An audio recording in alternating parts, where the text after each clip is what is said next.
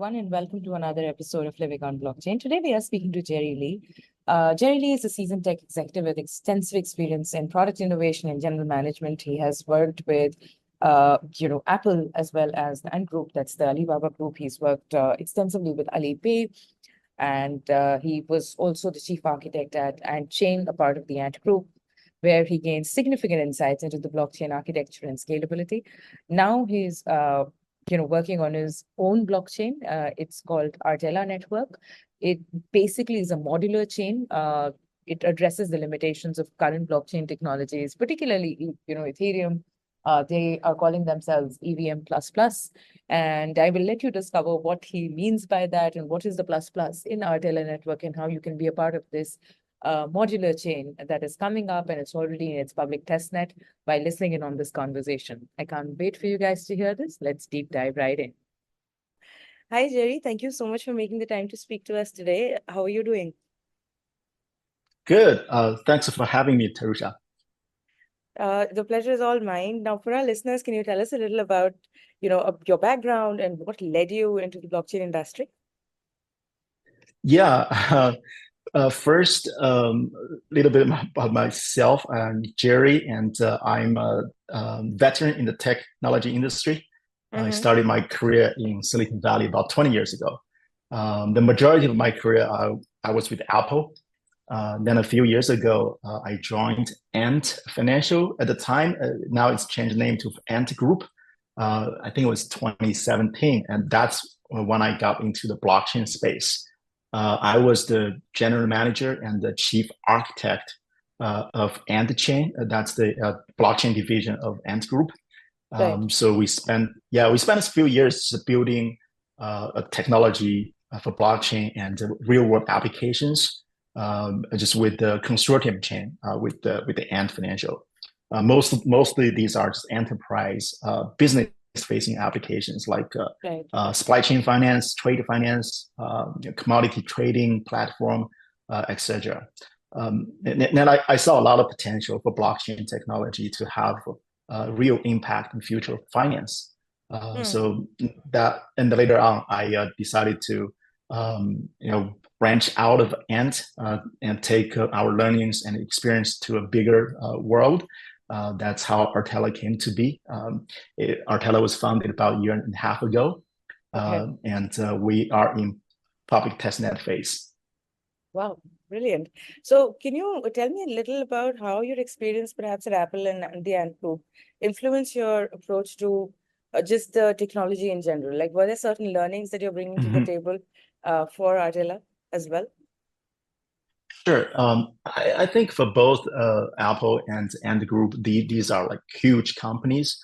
Right. They have very popular products serving really billion people, not just millions of users, right? Started with Apple. I think when I joined, it was 2005, early days. That was pre-iPhone. Yeah, I started when Steve Jobs was around, and he was very much involved in some of the product decision makings. I remember there's one time I was working on the first generation of MacBook Air. There's this famous scene where he was on stage pulling out this very thin product, first generation MacBook Air, out of that yellow envelope. I was right there with him on the backstage. So he was very much involved in that product. Like one thing he really pushed the team was to make sure the weight of the product could not be more than 3 pounds. So at the time, 2007, 2008, was really a big challenge, and we were able to pull it off. So that was Mac, and then later on, I switched to iPhone and worked on iPhone for a few generations, from iPhone 4 all the way to iPhone 10.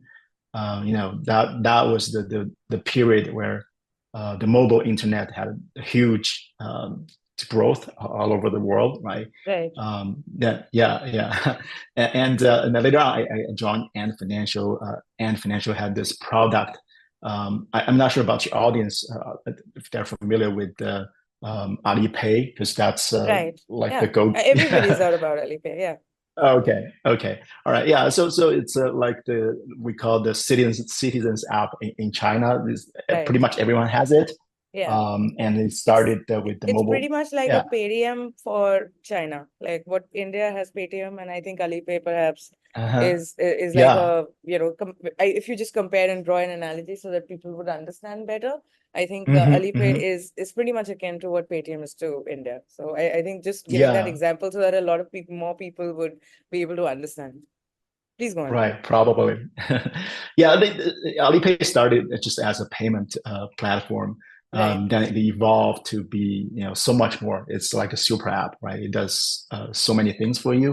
But it really does the mobile payment that function really, really well in terms of the speed, the convenience, and it enables new forms of innovations, like new kind of location-based services and other form of internet services that were not possible before, right? So that's kind of the parallel I see between the mobile payments and the future with the blockchain, because we are building a new blockchain. Artela is about building this high performance in a modular blockchain for Web3 mass adoption. Hmm. But really, the blockchain is so early. People are still wondering, oh, how is it going to be useful? How does it help people? How does it going to help my life, right?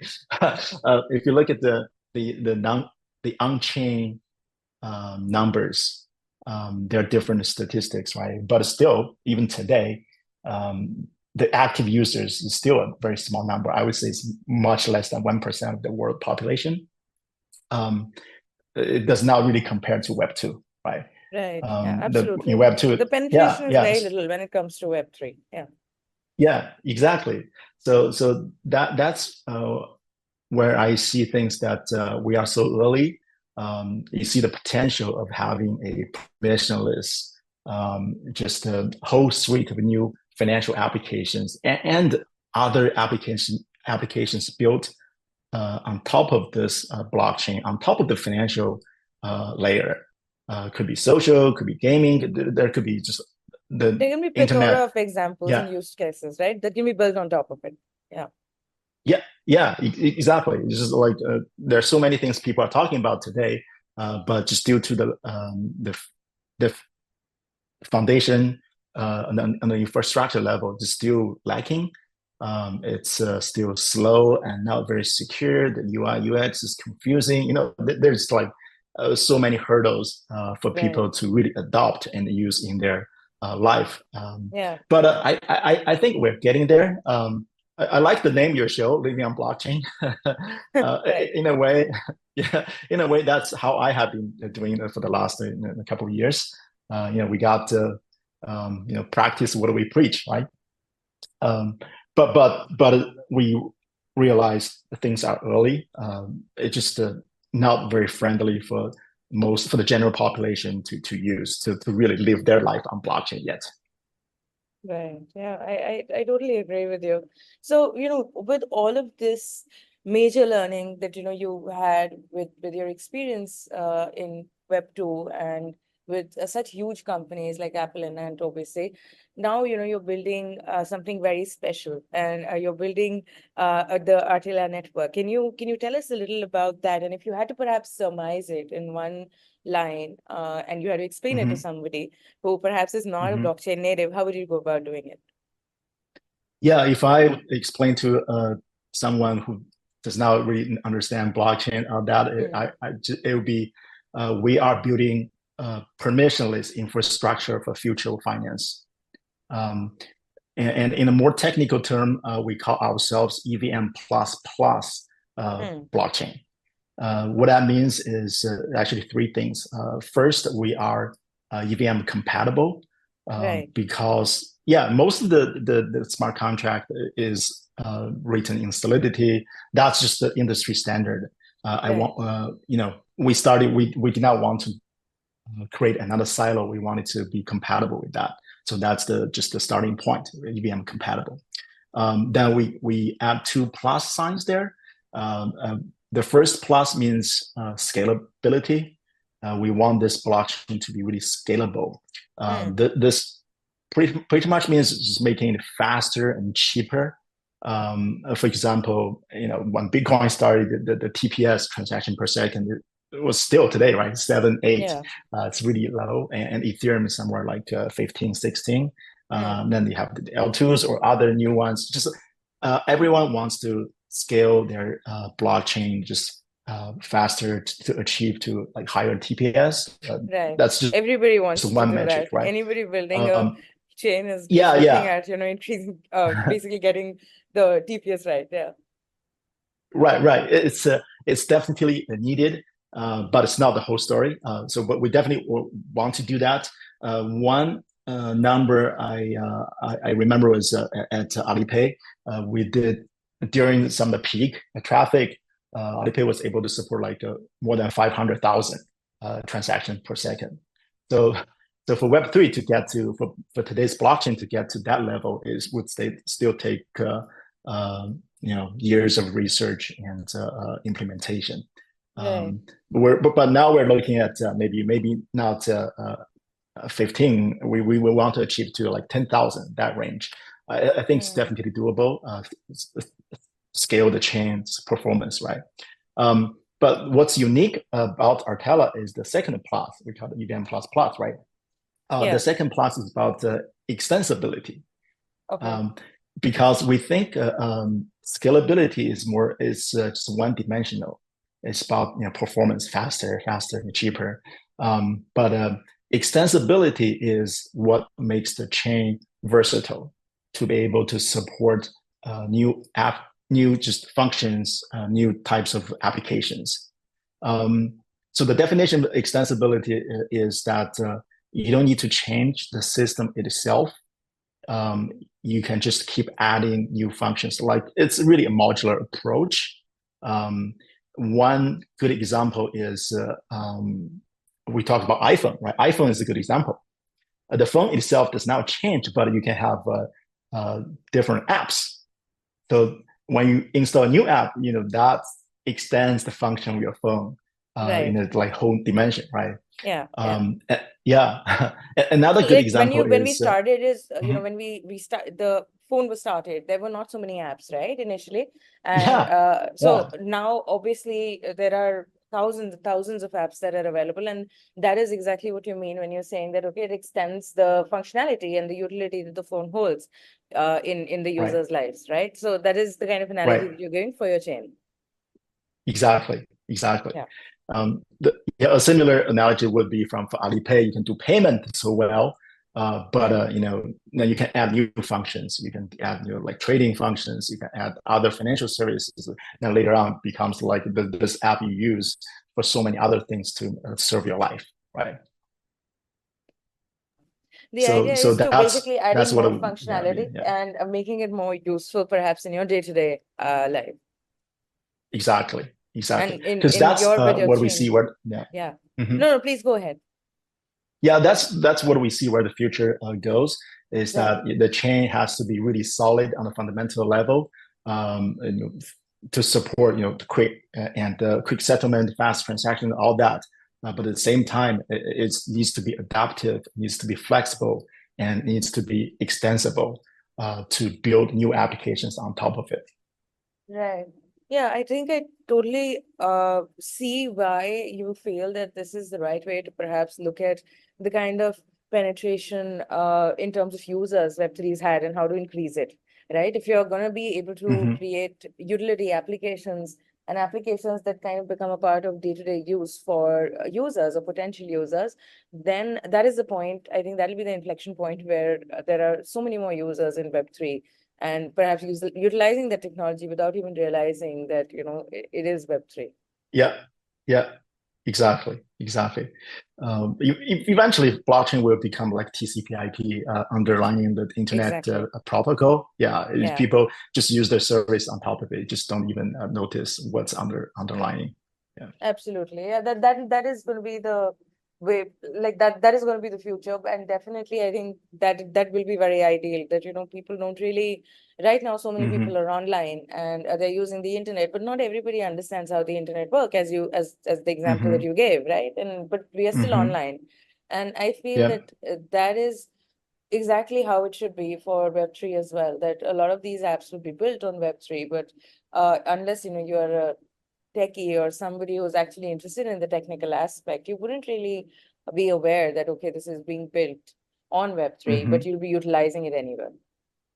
Yeah. But unfortunately, that's not the case today, right? Today, if you want to use some Web3 crypto native applications, the presence of blockchain is very much there, right?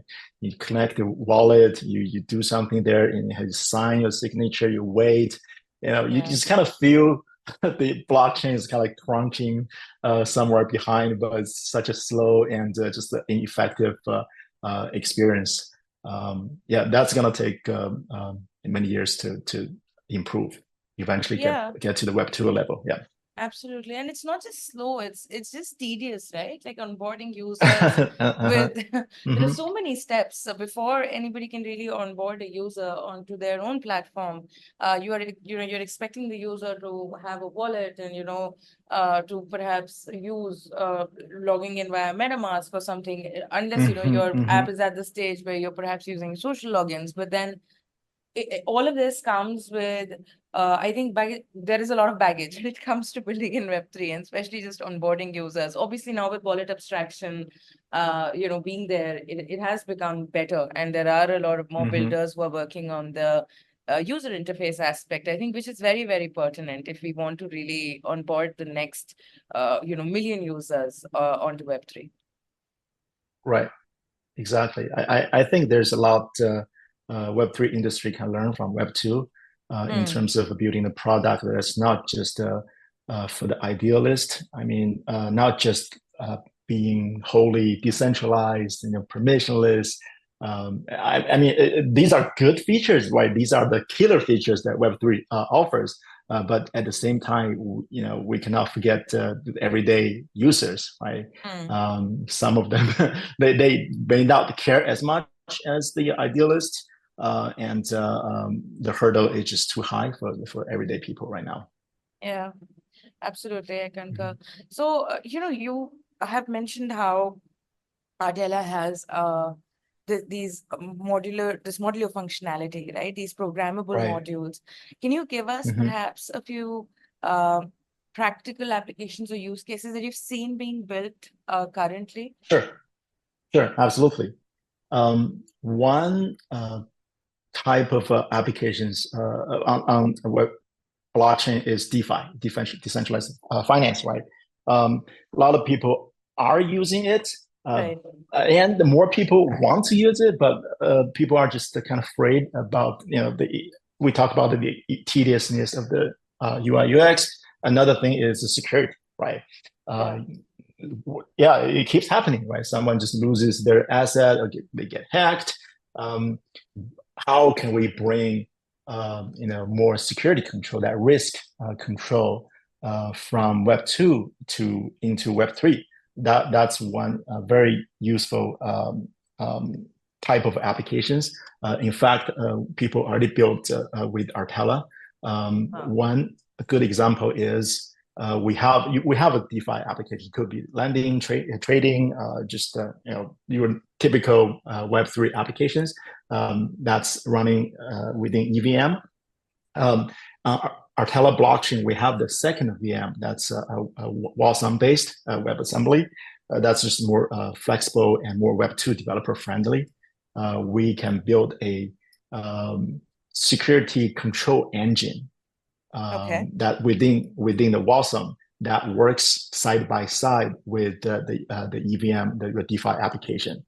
So that provides another layer of security, and like for things like rug pull or a reentrancy attack, we can have different security modules that work with the DeFi, to provide much better security.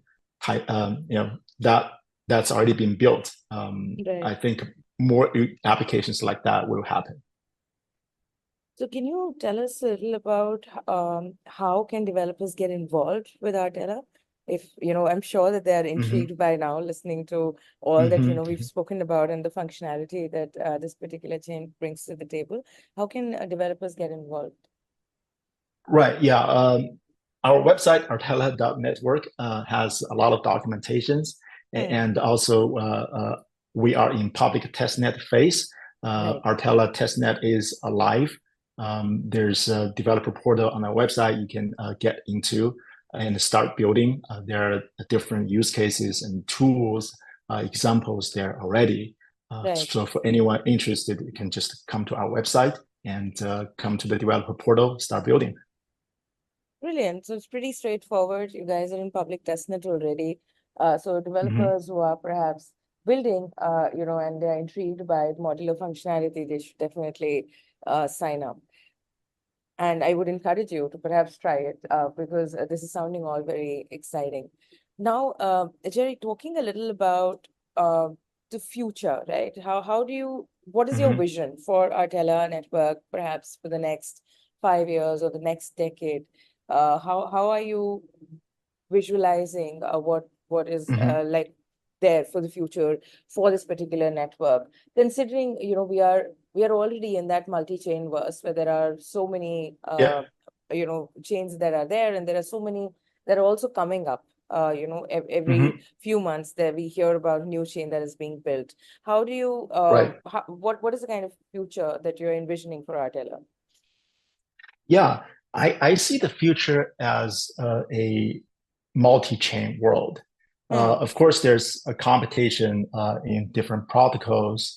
New chains keep coming, because right now, it's so early. Infrastructure is not there. Competition is a good thing. I see the future as being multi-chain, and eventually will be compatible, composable, interconnected as a global settlement network. Uh, I of course, from my standpoint, I want Artela to be a very significant part of it. But I see will be multiple chains there, but they are compatible like different internet protocols, but they talk to each other, right? But they form this global settlement network layer where you can use your service on top of it. Right on top of it is financial, like the payment, the trading, all that. But above that, you have other applications, right? Right. It just supports and enables new forms of innovations, permissionless, and to put user in control of their data and in control, owning their identity. All these good things we've been talking about for Web3, I think eventually will become reality. And we definitely want to drive that so that we on board really billion plus users. That's how I see it gonna come out. Right.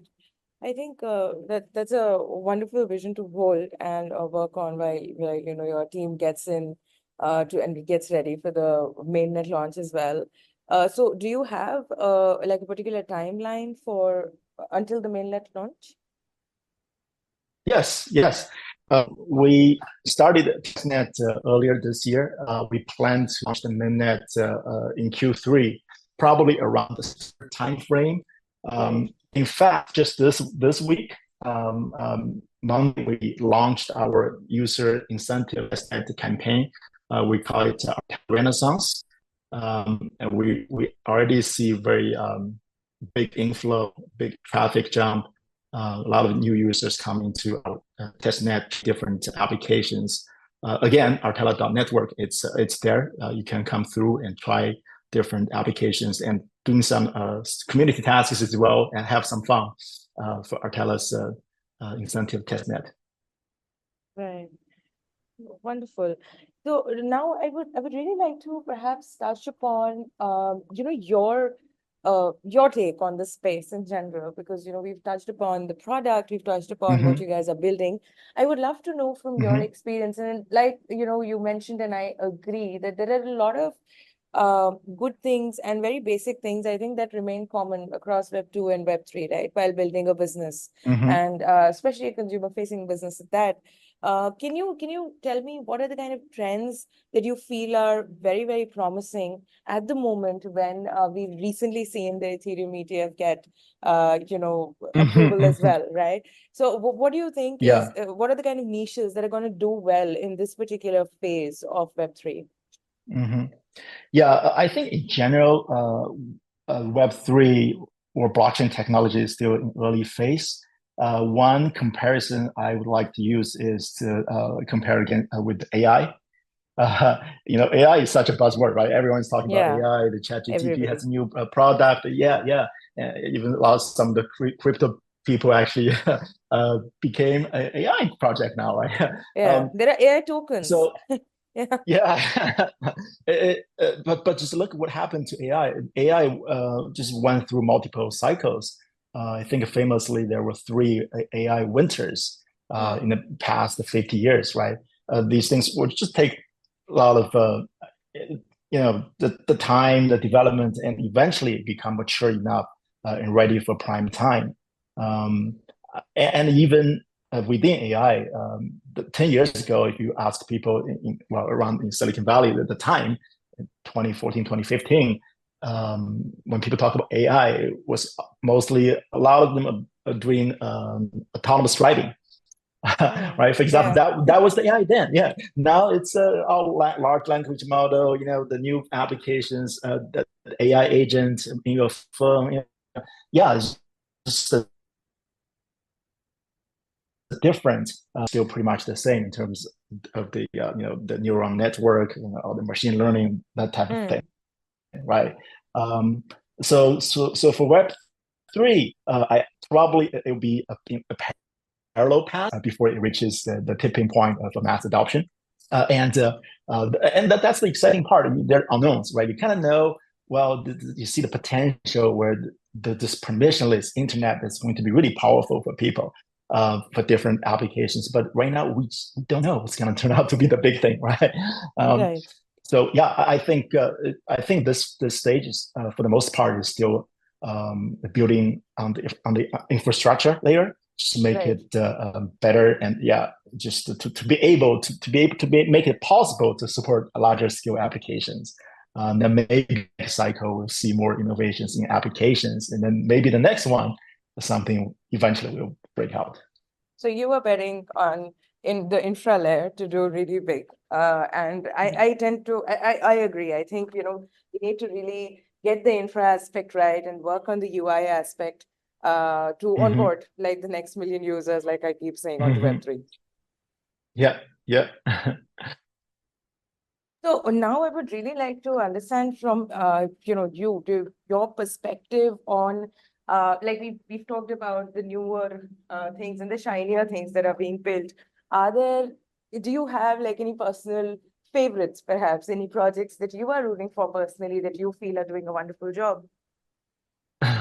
Yeah, I think we mentioned brings more security to DeFi. I think that would be something short term, something that can be implemented, onboard a lot of users and bring a lot of value to Web3. So safe and secure DeFi is one area I see a lot of potential. And payment is still something that's not quite there yet, but it's Right. almost there. Yeah, safe and fast and secure payments, just anywhere you go. Maybe not quite there yet, but yeah, give it a couple of years. You can transact with anyone in the world with any currency you choose, right? It could be crypto, it could be stable coin, could be any other form of a token. Right? That would be a very powerful scenario. Right. And a little longer term, I'm really bullish on social. Right.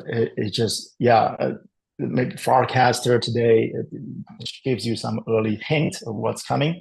But I think there are so many issues with these centralized social platforms.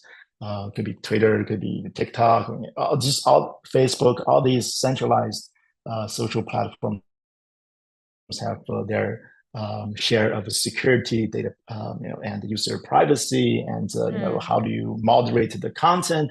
There are just so many issues, like maybe even too big of a responsibility for these platforms to continue to own all the data and be responsible for for some of the content there, right? So definitely I see decentralized social applications as something that's going to revolutionize and bring more usefulness and benefit, but that's going to take longer time.